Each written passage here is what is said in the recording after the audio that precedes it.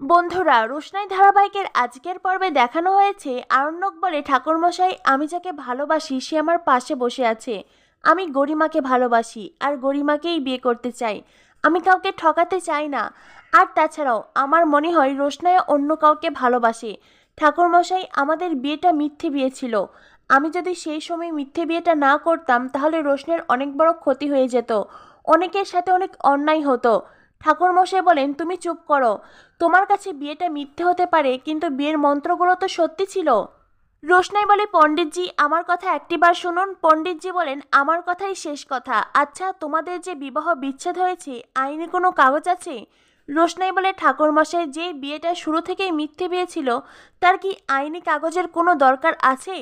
ঠাকুরমশাই বলেন, আমার যা বোঝার আমি বুঝে গেছি, এই বিয়ে হবে না, কিছুতেই সম্ভব নয়। গরিমা বলে, ঠাকুরমশাই নাটক সিনেমাতে তো এইরকম বিয়ে হয়েই থাকে, তাহলে সেই বিয়ের জন্য কেন ডিভোর্স হবে?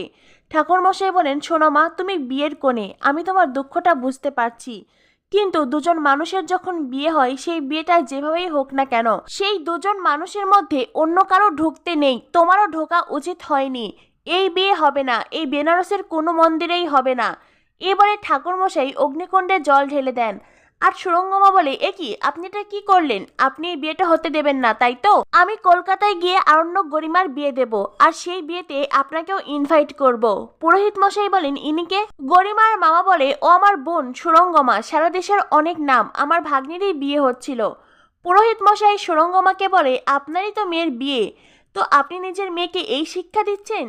আপনি পৃথিবীর যে কোনো মন্দিরে ওদের বিয়ে দিন না কেন, আমার কাছে এই বিয়েটা চিরকাল অবৈধ হয়ে থাকবে, কখনো আসল বিয়ে হবে না। আপনার মেয়ের সাথেই ছেলের বিয়েটা চিরকাল মিথ্যে বিয়ে থাকবে। ওই যে কোনায় দাঁড়িয়ে আছে মেয়েটি, ওর সাথেই যেই বিয়েটা হয়েছে সেটাই আসল বিয়ে, আর সেটাই বৈধ বিয়ে। পুরোহিত মশাই আরও বাকি পুরোহিতদের ডেকে বলেন, এই বিয়ে কিছুতেই যেন না হয়। পুরোহিত মশাই ওখান থেকে চলে যান। পুরোহিত ওখান থেকে চলে যাওয়ার সাথে সাথেই গরিমার মামা আরণ্যককে বলে, আরণ্যক যোগ্য থাকুক না থাকুক তুমি গরিমার সিঁথিতে সিঁদুর পরিয়ে দাও। সুরঙ্গমা বলে, হ্যাঁ আরণ্যক, তুমি সিঁথিকে সিঁদুর পরিয়ে দাও। আরণ্যকের মা নিজের হাতে করে আরণ্যকের হাতে সিঁদুর কৌটো তুলে দেয়। আরণ্যক গরিমার সিঁথিতে সিঁদুর দিতেই যাবে, তখনই প্রধান পুরোহিত আবারও ফিরে আসেন। পণ্ডিতজি বলেন, যেই অনাচার আমি হতে দেইনি সেই অনাচার করার সাহস পাও কি করে? তোমাদের এত বড় স্পর্ধা হয় কি করে? তোমরা এই মন্দিরে দাঁড়িয়ে এমন একটা অন্যায় কাজ করছো। এক্ষুনি এই মন্দির থেকে বেরিয়ে যাও, নইলে এই বেনারসে যত মন্দির আছে সব মন্দিরের পুরোহিতদের আমি একত্রিত করব, আর সব পুরোহিতরা যখন খেপে যাবে তার ফল কিন্তু ভালো হবে না। তাই বলছি, দুঃসাহস দেখিও না, এখান থেকে বেরিয়ে যাও। প্রধান পুরোহিত মশাই ওখান থেকে চলে যায়। বাকি পুরোহিতরা বলেন, হ্যাঁ হ্যাঁ, আমাদের প্রধান যে কথা বলেছে সেটাই হবে, এই বিয়ে কিছুতেই হতে দেব না। প্রয়োজনে এরাই মন্দির থেকে না বেরোনো অবধি আমরা এখানে দাঁড়িয়েই থাকবো। প্রকাশ বলে, সুরঙ্গমা, বিষয়টি আমাদের হাতের বাইরে চলে গেছে, চল এখন আমাদের এখান থেকে যাওয়া উচিত। সুরঙ্গমা গরিমাকে বলে, গরিমা তুমি কোনো চিন্তা করো না, এখানে বিয়ে হয়নি তো কি হয়েছে? কলকাতায় গিয়ে তোমার বিয়ে হবে, কিছুদিন পরেই তো বিয়ে, আমাদের নিজেদের জায়গায় বিয়ে হবে, তাই কোনো মন খারাপ করো না। এসো জাহ্নবী, তুমি গরিমাকে ধরে নিয়ে এসো। আরণ্যক গরিমাকে ধরে নিয়ে আসছে। গরিমা রোশনাইয়ের সামনে দাঁড়িয়ে বলে, কি রোশনাই, খুব খুশি হয়েছে তাই তো? রোশনাই বলে, গরিমা দিদি খুশি কেন হব, খুশি হওয়ার মতন তো কোনো ঘটনা ঘটেনি।